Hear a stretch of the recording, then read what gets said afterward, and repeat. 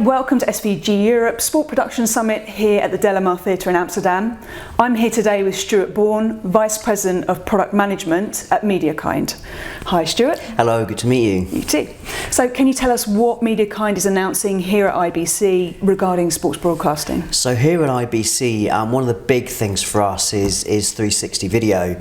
In fact, this is driven by sports and events, and the whole immersive experience is becoming something that's key in underpinning not just the major sports, but also some of the not niche sports, but some of the smaller sports.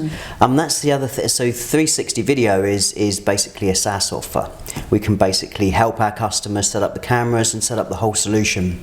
But that really is just kind of the start of it.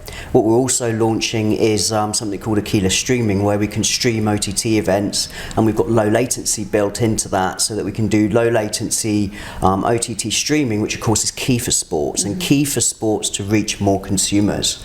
So between those two, what we're really doing is we're enabling more experiences and more services to go through to sports. And it's not just your standard sports. Esports is something that really lends itself quite nicely to that immersive experience, and we're doing an esports event at IBC at the show this year.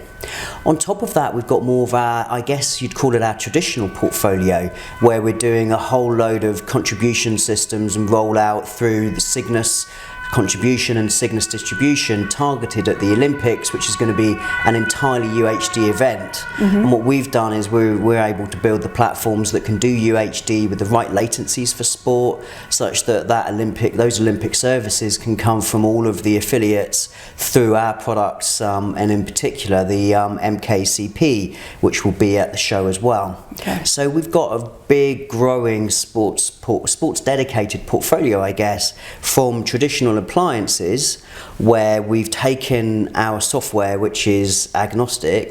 We've deployed that both on appliances for those edge devices, but also in the cloud for those SaaS offers, that we can create a direct-to-consumer service by throwing a service together on the stand, even in minutes, to be able to get that sports content directly to consumer as well.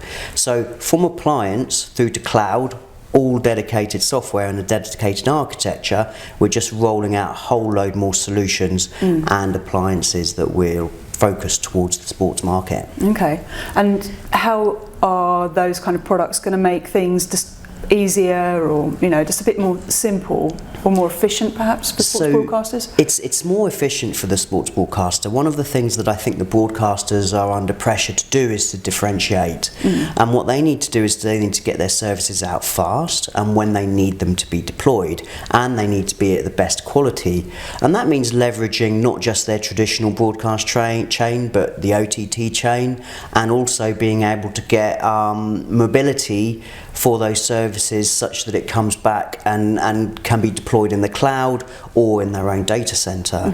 And what we're able to do is, because we've basically got an entire software chain, we can deploy really fast and very flexibly, and really dedicate and tune that service to what those broadcasters need to be able to do for their consumer.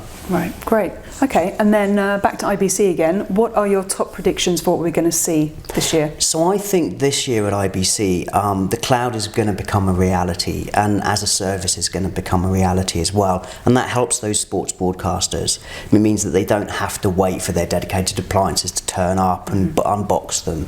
So I think that's going to be a big trend. I think we're going to hear more about 5G and the mobility that 5G provides, and the way that we've architected the software and the way that we're focused on optimizing the bandwidth efficiency means that the 5G characteristics of enabling broadcast and enabling low latency lends itself really nicely to sport and mobility. So I think we'll start to see some of that introducing new sport experiences too.